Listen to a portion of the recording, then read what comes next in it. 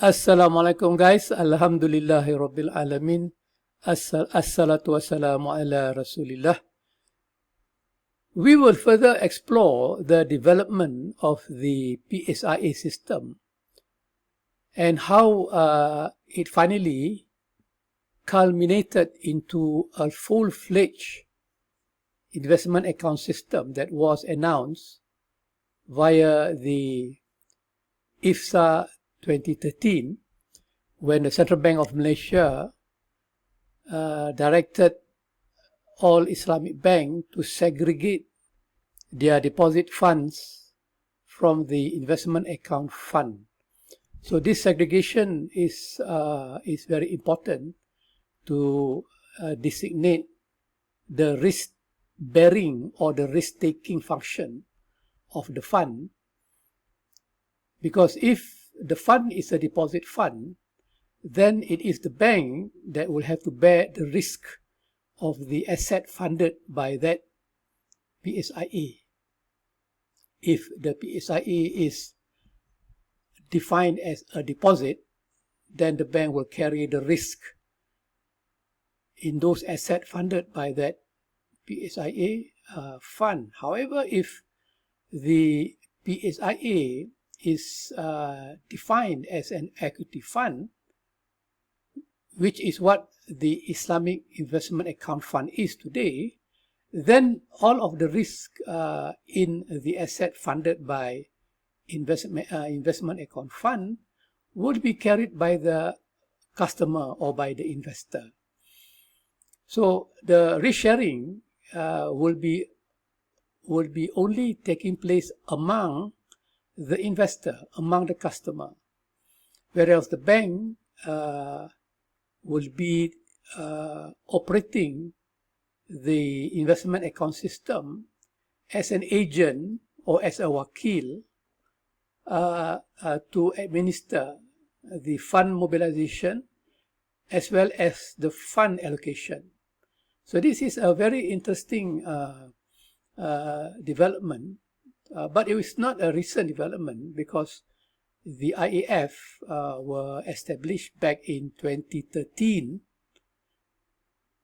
while the PSIA was even more earlier when the first Islamic bank in Malaysia was set up, Bank Islam Malaysia Berhad. The sources of funding were coming from the Wadi'ah Damanah Fund, which is a deposit fund, and the Profit Sharing Investment Account Fund.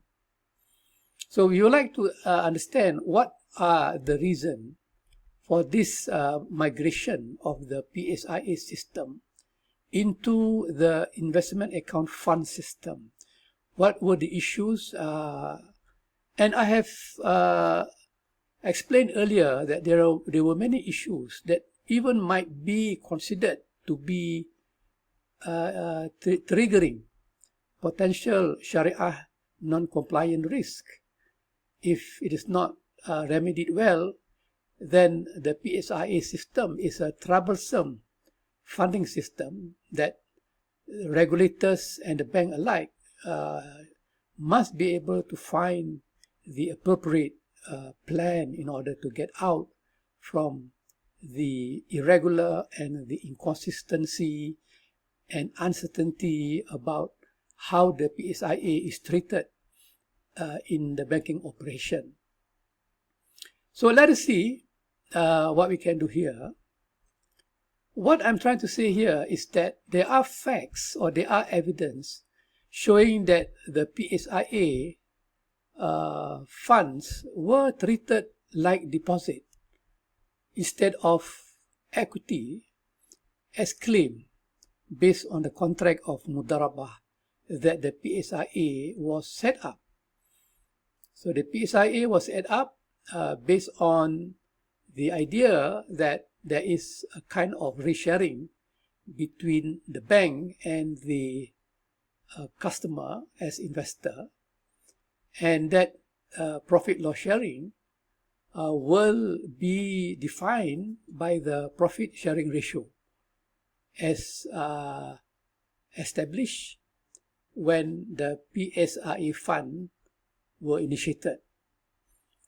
But then as we go along, we see that the bank role as a Mudarib, as an agent to run the investment, seems to be overblown, because the return on equity of the bank were found to be much, much higher than the return on the PSIA deposit or PSIA account.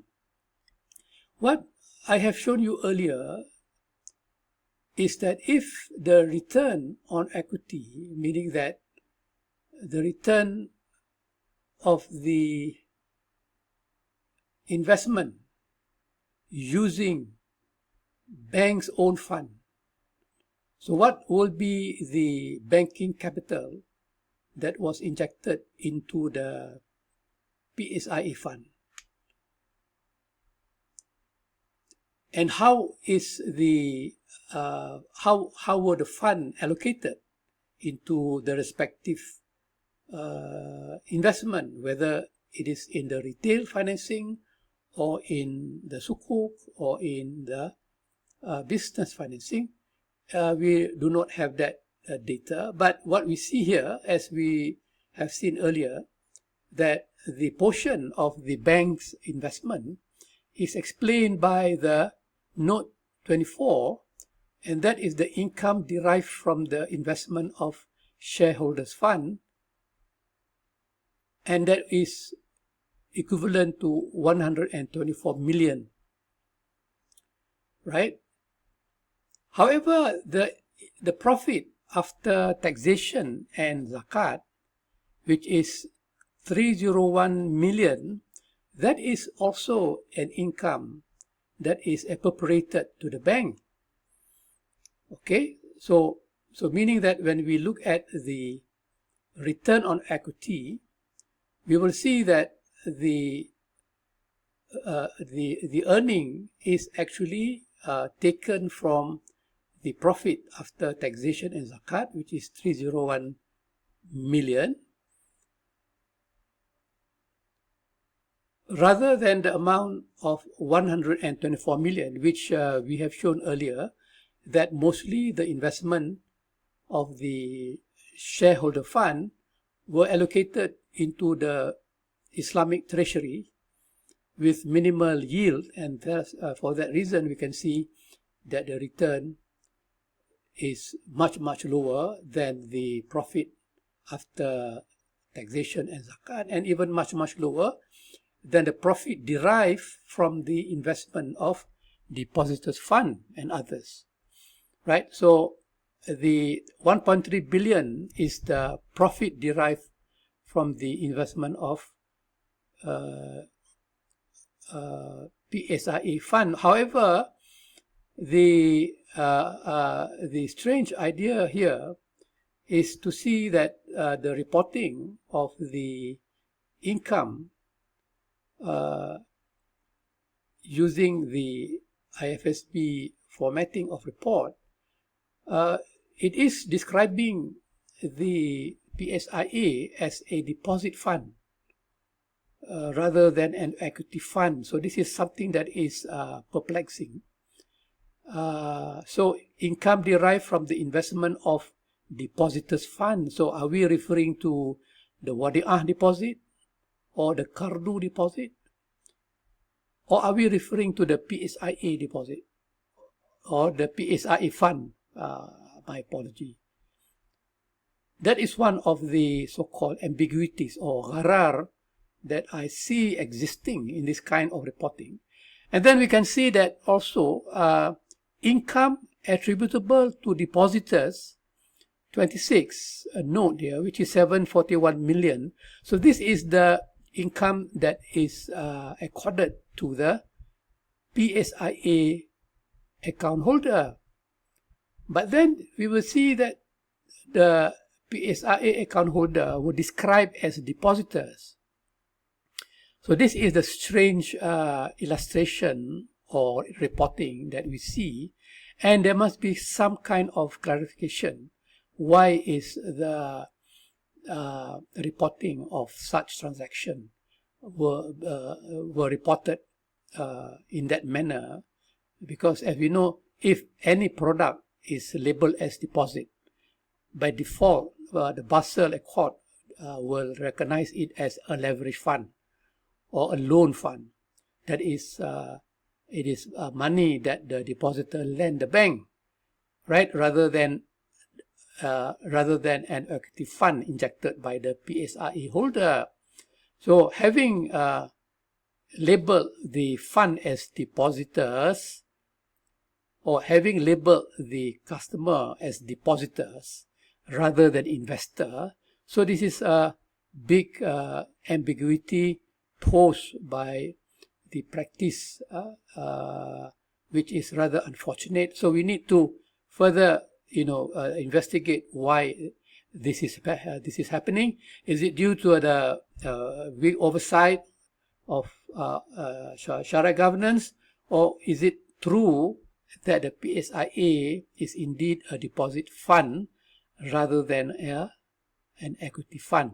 So we can see here that the return on equity, that is the return on the capital fund, which is tier 1 capital, from year 2000 to year 2008. So this is essentially after the Asian financial crisis and before the enactment of the IFSA 2013. So we can see that the ROE will be actually the net earning divided by tier 1 capital, that is ROE. So that the net earning will be coming from, the profit after taxation and zakat, not income derived from the investment of shareholders fund. Okay, so that would be the formulation for ROE.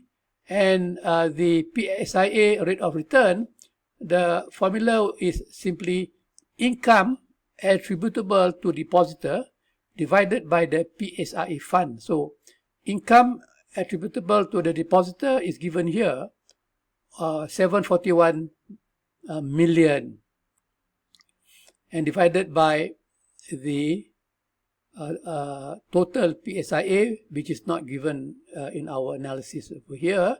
But then we can see that the data shows that the ROE were essentially double digit, whereas the PSIA is single digit, which is around lower, which is basically lower than the money market funds or the interbank rate, or it was CLIBOR then, and then later, right now it is called OPR, overnight policy rate. Such a stark distinction between the two rates requires some kind of analysis. Why is it that when the larger portion of the PSIA were coming from customer and the smaller size of the capital fund, yet we see that the bank as the Mudarib, the one who is basically running the operation, they are the one who is getting the double-digit return,